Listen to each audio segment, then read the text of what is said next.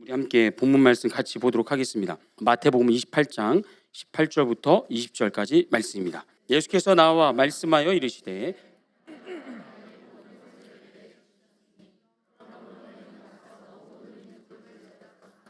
아버지와 아들과 성령의 이름으로 세례를 베풀고 내가 너에게 분부한 모든 것을 가르쳐 지키게 하라. 볼지어다 내가 세상 끝날까지 너희와 항상 함께 있으리라 하시니라. 아멘. 오늘 우리가 함께 훈련받을 내용은 교회의 본질적 요소라는 제목입니다. 신약의 한 분야인 교회론에서는요, 교회의 가장 핵심적인 중요한 5가지 사역을 이렇게 정리하고 있습니다. 한번 읽어볼까요? 시작. 예배. 네. 그리고 그 옆에는 이제 헬라어로 되어 있고 그다음에 영어로 되어 있습니다. 헬라어도 같이 읽어볼까요? 시작. 그렇죠. 맞습니다. 예, 그렇죠. 마음으로 읽으셔도 됩니다. 이렇게 마음으로. 굳이 안 읽어도 됩니다. 예배, 전도, 봉사, 교육, 친교. 이 5가지 사역을 이제 교회론에서는 교회를 유지하고 지탱하는 기둥으로 봅니다. 그래서 교회의 사이즈, 교회에 얼마나 많은 사람들이 모이냐와 상관없이 예배, 전도, 봉사, 교육, 친교는 교회를 참 교회되게 하고 건강하게 유지하는 데 있어서 반드시 필요한 사역이라는 거죠. 그런데 여러분, 이토록 중요한 이 5가지 교회로에서 이야기하는 교회의 사역들 가운데 더 다른 것보다 중요하다, 더 우선돼야 된다, 더 본질적이다라고 할 수 있는 건 하나만 뽑으라고 한다면 여러분, 뭐가 될까요? 뭐가? 각자의 관점과 취향에 따라서, 그렇죠? 어떤 분은 예배를 뽑을 수도 있고 어떤 분들은 봉사와 교육과 친교를 뽑을 수도 있습니다. 하지만 답은 뭘까요? 전도입니다. 전도. 오늘 저희가 나눈 주제가 선교잖아요, 그죠? 제가 괜한 걸 갖고 왔겠습니까? 딱 눈치채셨죠? 그러니까 제일 중요한 게 뭐냐면 헬라어로 하면 캐리그마, 영어로는 미션. 그게 전도라는 거죠. 따라서 같이 저를 따라합니다. 전도가 교회의 가장 본질적인 사역이다. 자, 그러면 질문하겠습니다. 전도가 왜 교회의 가장 본질적인 핵심적인 사역인가? 이 질문에 대한 답이 이제 오늘 우리가 나눌 내용이라는 거죠. 먼저 마태복음 28장 18절부터 20절을 같이 보시겠습니다. 마태복음 우리 처음 읽었던 본문 말씀인데, 자 보세요. 예수께서 나와 말씀하여 이르시되 하늘과 땅의 모든 권세를 내게 주셨으니 그러므로 너희는 가서 모든 민족을 제자로 삼아 아버지와 아들과 성령 이름으로 세례를 베풀고 내가 너희에게 분부한 모든 것을 가르쳐 지키게 하라. 볼지어다 내가 세상 끝날까지 너희와 항상 함께 있으리라 하시니라. 아멘. 이 말씀을 우리가 뭐라고 부르죠? 별명을 붙이잖아요. 여기다가요. 이 말씀의 별명을 뭐라고 붙입니까? The Great Commission, 대위임령이라고 부릅니다. 왜냐하면 예수님께서 제자들에게 이 말씀을 주시고 나서 어떻게 합니까? 마태복음이 끝납니다. 끝났다는 얘기는 이 말씀을 주시고 하늘로 올라가셨다는 겁니다. 다시 말해서 마태복음 28장 18절부터 20절까지 말씀은 그동안 예수님께서 이 땅에 계시면서 해오셨던 사역들을 이제 승천하시면서 제자들에게 뭐 하시는 거예요? 이제는 니네가 해야 되는 거야 라고 예수님의 사역을 제자들에게 위임하셨다는 거죠. 이제 이거는 니네 거야. 니네가 해야 되는 거야. 그래서 우리가 이것을 대위임령이라고 부른다는 겁니다. 그런데 여기서 예수님이 제자들에게 너네가 이제 내 사역을 대신해야 돼 라고 하면서 첫 번째로 주신 게 뭐냐 이거죠. 첫 번째로 명령하신 게 뭐예요? 뭐 하라고요? 너희는 가서 뭐 하라고요? 모든 민족을 제자로 삼으라는 겁니다. 누구의 제자로요? 그죠, 예수님의 제자로요. 그런 다음에 예수님의 제자된 그들에게 성부와 성자와 성령의 이름으로 세례를 베푸르고 내가 너희에게 예수님이 제자들에게 분부하셨던 모든 것을 그들에게, 새롭게 제자되는 그들에게 가르쳐 지키게 하라는 겁니다. 왜 가르쳐 지키라고 그래요? 이제 그들이 뭐가 됐기 때문에, 예수님의 제자가 되었기 때문에요. 자, 그런데 여기서요, 지금 예수님이 제자들에게 위임하신, 너희는 가라고 하신 그 모든 민족은 지금 이 말씀이 주어질 때 당시에 예수님을 믿는 사람들이었습니까? 믿지 않는 사람들이었습니까? 질문이 어려운가요? 답은 되기 쉬운데 질문 되기 어렵죠. 그러니까 지금 예수님이 이 말씀을 제자들에게 주실 때 그 당시에 2000년 전에 예수님 말씀하시는 그 모든 민족, 제자들이 가야 되는 그 모든 민족의 사람들은 예수님을 믿고 있었습니까? 그죠? 안 믿고 있었다는 겁니다. 그렇다면 무엇을 통하여 믿지 않는 그 민족을 예수님의 제자로 삼을 수 있냔 말입니다. 무엇을 통해서요? 그게 전도라고요. 그게 전도. 그냥 저절로 그 사람들이 예수 믿게 되는 게 아니라, 제자들이 그냥 가서 옆에 붙어 있는다고 제자 되는 게 아니라 가서 뭐 해야 되는 거예요? 예수님이 하나님의 아들이시고 우리를 구원하러 이 땅에 오신 그리스도라는 것을 전해야지만, 그래야지만 그들이 그것을 듣고 예수님의 제자가 될 수 있다는 겁니다. 여러분, 예수님을 구원자로 믿지 않는 사람들도요, 아시죠? 예배 드릴 수 있을까요, 없을까요? 예배 드릴 수 있습니다. 왜요? 우리가 드리는 예배가요, 뭐 한 번 시작하면 10시간, 막 20시간, 막 밤새서 막 그렇게 드리는 예배가 아니라 보통 뭐 1시간 남짓해서 예배가 끝나기 때문에, 그 예배에 와가지고 핸드폰을 보든지 뭐 졸든지 뭐 딴짓을 하든지 뭐 누가 조는지 확인하든지 뭘 하든지 간에 그냥 예배의 자리에 와서 앉아서 시간은 보낼 수 있다는 겁니다. 그럼 우린 보면서 예배 드린다 라고 할 수 있다는 거죠. 봉사는 어떻습니까? 봉사. 교회에서 얼마든지 예수 믿지 않아도 봉사할 수 있어요. 칭찬받으면, 인정받으면.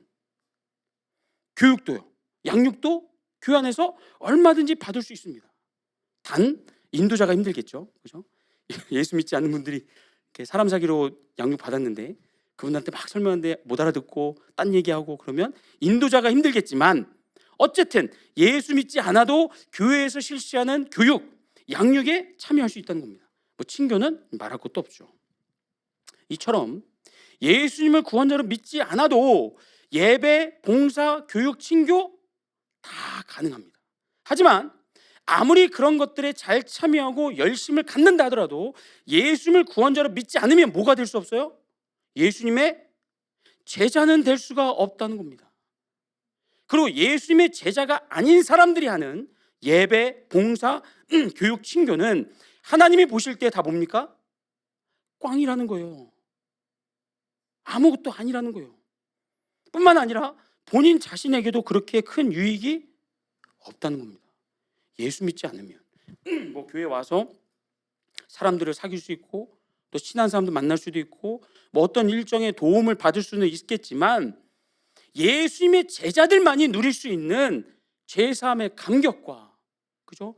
천국의 기쁨과 영생의 소망 등등, 돈으로는 살 수 없는, 세상에서는 어떻게 만들어낼 수 없는 그런 영적인 유익, 기쁨들은 누릴 수가 없다는 겁니다. 게다가 예수님은요, 교회를 소셜 클럽이 아니라 모든 민족을 예수님의 제자 삼기 위하여 이 땅에 주셨습니다. 그러니까 교회의 가장 본질적인, 가장 핵심적인 사역이 뭐가 될까요? 전도라는 거예요. 아직도 설득이 안 되셨어요? 그래서 말씀 계속 볼 겁니다. 아직도 의문을 갖고 계세요. 예배가 더 중요한 것 같은데, 친교가 더 중요한데. 자, 사도행전 1장 8절입니다. 8절, 1장 8절 같이 있습니다. 시작.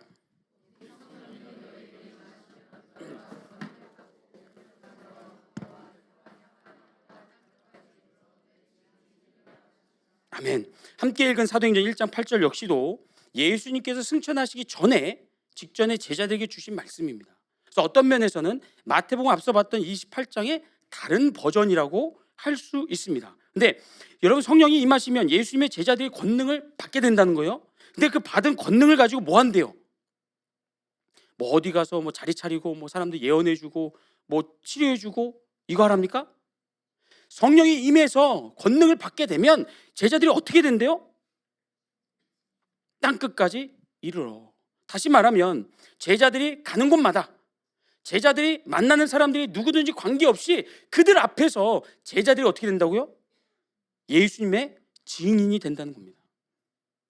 여러분, 예수님의 증인이 된다는 것, 즉 가는 곳마다 만나는 사람들에게 예수님은 우리의 죄를 구원하러 오신 그리스도시고 살아계신 하나님의 아들이라고 선포하며 증언하는 것, 그걸 한 단어로 줄이면 뭐가 되죠? 이거 또 질문이 어려운가 봐요. 답은 되기 쉬운데 질문이 어려워요, 그죠? 가는 곳마다 만나는 사람마다 예수님은 하나님의 아들이십니다. 예수님은 우리를 위해서 이 땅에 오셨고 십자가에 달려 죽으셨고 우리의 죄를 사해 주셨습니다 라고 우리가 전하는 내용들을 한 단어로 줄이면 뭐 한다고 그래요? 아, 그렇죠. 아멘. 저는 이제야 반 넘었습니다. 근데 아직도 반은 안 넘었어요. 아직도 4배가 더 중요하고 친교가 더 중요해요. 그래서 또 말씀 봅니다. 마태복음 24장 14절 같이 읽습니다. 시작.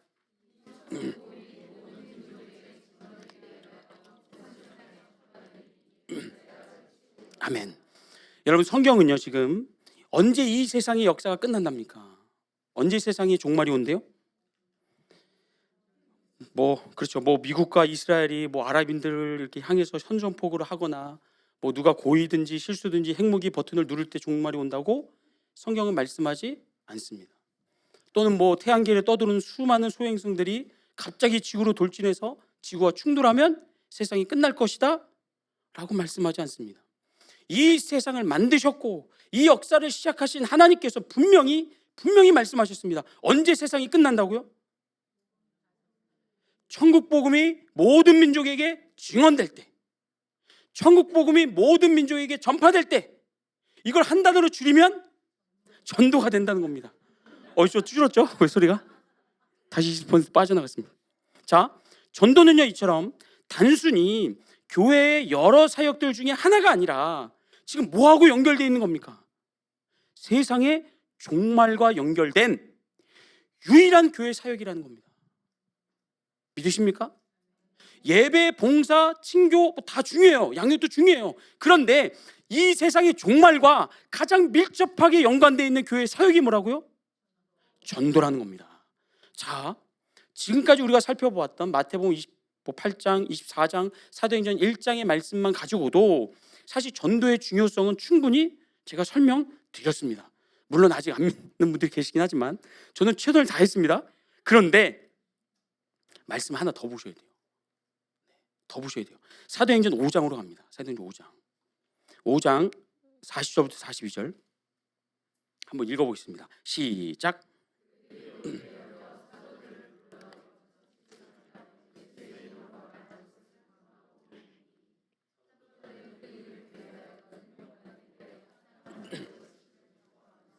공회 앞을 떠나니라. 그들이 날마다 성전에 있든지 집에 있든지 예수는 그리스도라고 가르치기와 전도하기를 그치지 아니하니라. 아멘. 여러분, 사도행전 5장이 나오게 된 배경을 제가 간단하게 설명드립니다. 사도행전 2장으로 가시면 오순절날 성령님께서 강림하시죠. 그래서 그곳에 있었던 제자들과 성도들이 성령 충만해집니다. 그리고는 어떻게 되죠? 그냥 아 뜨거 그러면서 그냥 싸우나는 게 아니라 바로 밖으로 뛰쳐나가서 복음을 전했습니다. 그것으로 인해서 3,000명, 5,000명이 회개하고 구원받게 되는 놀라운 역사가 예루살렘에 일어나게 됩니다. 그러자 기독교 이 같은 폭발적인 부흥에 유대교가 당황을 합니다. 당황을 해서는 그 전도의 핵심 인물인 사도들을 붙잡아다가 채찍으로 때리면서 협박을 하는 거예요. 이 장면인 거예요. 여러분, 당시 사도들이 유대교에게 붙잡혀서 끌려오었던 이유는요, 그들이 예배를 못 드려서 봉사를 해서 교육을 해서 친교를 해서가 아니었습니다. 핍박의 원인은 하나, 전도였습니다. 전도. 복음을 전하는 것 때문에 유대교가 지금 공회에서 사도들을 불러다가 붙잡아다가 뭘 금지시키고 있죠? 뭐 하지 말라고요? 더 이상은 누구의 이름으로요? 예수의 이름으로 말하지 말라. 예수의 이름으로 말하지 말라. 여러분, 이걸 한 단어로 또 줄이면 뭐가 됩니까? 전도하지 말라가 되는 거예요. 그런데 그 말을 듣고 그 협박을 받은 이 사도들이 이후에 어떻게 하냐 이거죠. 어떻게 하냐면 유대교에서 시키는 대로 입국 닫고 그냥 조용히 성도들 모아서 예배드리고 봉사하고 교육하고 친교만 한 게 아니라는 겁니다. 42절 말씀을 다시 보세요. 그들이 날마다 성전에 있든지 집에 있든지 예수는 그리스도라고 가르치기와 뭐하기를요? 전도하기를 그치지 아니하니라. 사도들은 지금 유대교의 협박을 받았음에도 전도를 스탑하지 않았습니다. 왜 그랬을까요? 왜? 여러분, 지금 이런 상황을 우리가 맞이한다면 보통은 그럴 겁니다. 눈치를 보겠죠. 유대교의 눈치를 살피면서 예배, 봉사, 교육, 친교에 집중할 겁니다. 지금은 아직 때가 아닌가 보다. 야, 유대교의 사람들이 좀 이렇게 마음이 누그러지고 좀 우리를 이렇게 신경 안 쓰게 될 때쯤, 시간이 좀 지난 다음에 그때 우리 다시 전도하자라고 하면서 그냥 끼리끼리 모여가지고 예배하고 봉사하고 뭐 친교하고 교육하는 것으로 대체했을지도 모릅니다. 그런데 굳이 사도들은요, 지금 유대교가 하지 말라는 거 했다는 겁니다. 그러다가 또 붙잡히게 되면 어떻게 될까요? 여러분, 이 유대교는요, 그 조금 전에 예수님을 어떻게 했습니까? 붙잡아다가 십자가에 달려 못 박아 죽였습니다. 다시 말하면 살인 집단들입니다. 살인을 행하는 것에 죄책감을 느끼거나 살인을 행하는 것을 두려워하는 사람들이 아니었다는 겁니다. 그러니까 또 붙잡히면, 경고를 받았는데도 또 붙잡히면 어쩌면 예수님처럼 십자가에 달려 죽을 수도 있는 그런 상황 속에서 사도들이 왜 굳이 전도를 멈추지 않았을까? 그건요, 지금 계속 말씀드렸듯이 전도가 교회의 가장 중요한 사역이었기 때문입니다. 그러면 사도들은 왜 전도를 이렇게까지 중요하게 여겼을까? 왜 그랬을까요? 이미 말씀드렸죠. 전도는 예수님이 제자들에게, 사도들에게 위임해 주신 최후의 사명이고요. 또 사도들 스스로가 자신들의 아이덴티티를 뭐라고 여겼습니까? 우리는 예수의 증인이라고요. 그럼 증인이 법정에 나가서 아무 말도 안 하면 증인입니까? 구경꾼이죠. 사도들 스스로가 자신들을 예수의 증인으로 여겼습니다. 그리고 또 뭐예요? 전도는 뭐하고 연결되어 있다고요? 세상의 종말과 역사와 같이 가는 겁니다. 이런 시대적인 사명을 깨달았기 때문에 사도들은 전도를 최우선하고 어떤 핍박이 있고 반대가 있더라도 그걸 멈출 수가 없었다는 겁니다. 때문에 우리 주님의 제자교회는요, 이런 성경의 증언과 또 사도들의 순종 위에 세워진 교회인 줄로 믿습니다. 아멘. 지금 우리가 모여 있는 이 교회, 주님의 제자교회는 성경의 증언들과 또한 그 성경의 증언대로 살았던 사도들의 순종, 그 위에 우리가 서 있습니다. 그래서 적어도 이 금요 기도회에 참여하시는 분들은 때를 얻든지 못 얻든지 삶 속에서 복음을 전하시는 줄로 믿습니다. 아멘. 아멘. 안 하신 분들은 회개하셔야 돼요. 아멘. 아멘. 뿐만 아니라 우리 교회는 가까운 이웃을 넘어서서 원주민 마을과 해외에도 복음을 전하기 위해서 우리는 단기 선교를 가고 있습니다. 가서 뭐 한다고요, 우리가요? 가서 거기서 뭐 문화 체험하고 음식 먹고, 그런 거 하지 말란 얘기는 아니지만 제일 중요한 건 뭐라고요? 복음을 전하는 겁니다. 복음을 땅 끝까지 이르러 내 증인이 되라. 천국 복음이 전파되어야 하리니 그제야 끝이 오리라. 우리는 그 말씀의 순종에 나아가는 겁니다. 그런데 성경에서는요, 그런 복음을 들고 나아가는 그런 선교사들을 이야기하면서 두 종류의 선교사를 말씀한다는 겁니다. 하나는 직접 가는 선교사입니다. 그 땅을 향하여 복음이 없는 곳에, 교회가 없는 곳에 가서 복음을 전하는 선교사들이 있고, 또 하나의 선교사는 누굴까요?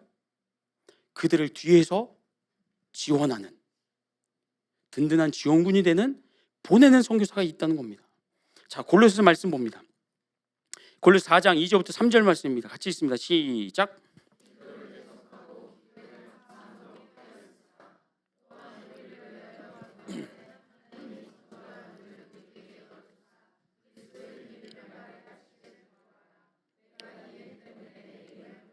아멘. 에베소 말씀도 볼까요? 6장 19절입니다. 시작.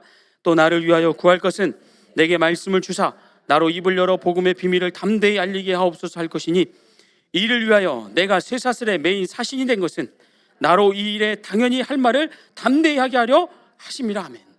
여러분, 지금 사도 바울이 골로새 교회와 에베소 교회를 향해서 뭘 요청하고 있습니까? 나를 위해 기도해 달라. 왜요? 건강하게 해달라고요? 외롭지 않게 해달라고요? 좀 부족하게 먹어도 배부르게 해달라고요? 아니죠. 전도의 문을 열어달라고. 여러분, 잘 생각하세요. 골로새서와 에베소를 우리는 옥중서신이라고 부릅니다. 무슨 얘기냐면 로마의 감옥에 갇혀 있을 때 바울이 쓴 편지인 거예요. 그러면 세상의 상식으로 보면 지금 감옥에 갇혀 있는 바울은 복음을 전할 수 있습니까, 없습니까? 전할 수 없잖아요. 근데 왜 전도의 문을 열어달라고 기도했을까요? 기도 안 하니까요? 요청 안 하면? 바울을 잊어버리니까 성도들이? 아니요.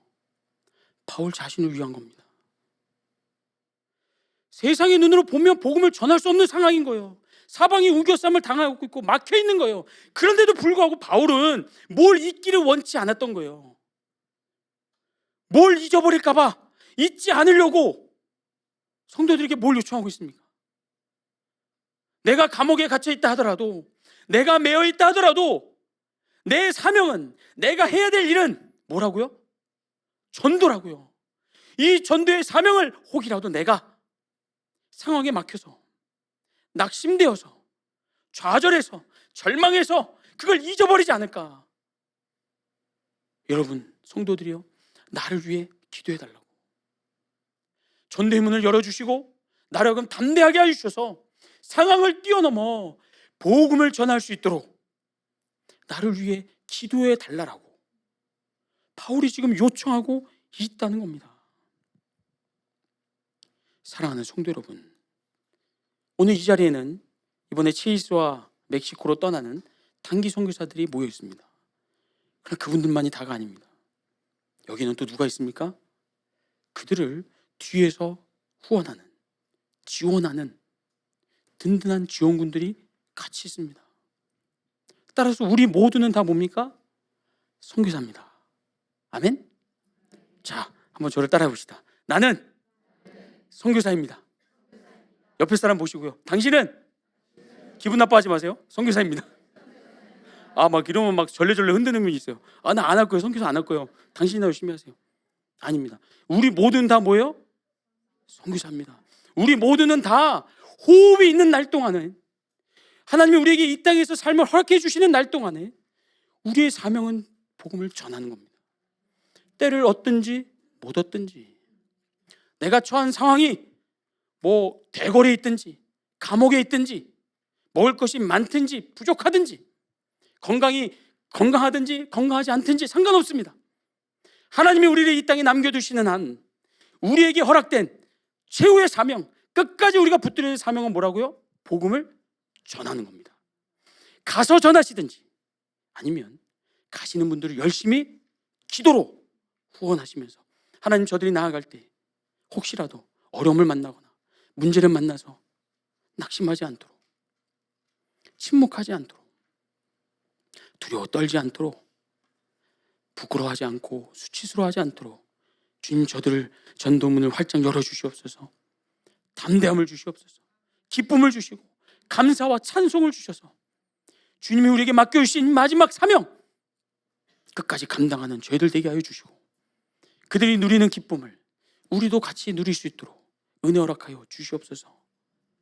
여러분 함께 기도로 동역해 주실 수 있기를 주 이름으로 축복합니다. 아멘. 어떤 분들은 전도를 은사라고 얘기합니다. 아닙니다. 전도는 순종입니다.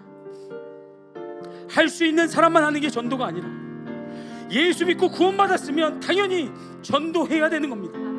이 시간 기도할 때, 하나님, 세상 모든 육체가 주의 영광을 보며 물이 바다를 덮은 같이 여호와 영광을 인정하는 것이 당연해지는 그날이 오도록 하나님 저희들이 복음을 아끼지 않고 감추지 않고 부끄러지 않고 전할 수 있는 용기 주시옵소서. 담대함 주시옵소서. 다른 사람에게 떠넘기는 것이 아니라 내가 전도자가 되고 내가 사도가 되어서 주여 복음을 땅끝까지 전하는 저희들 되게 하여 주시옵소서. 우리 주 한번 부르시고 함께 기도합니다. 주여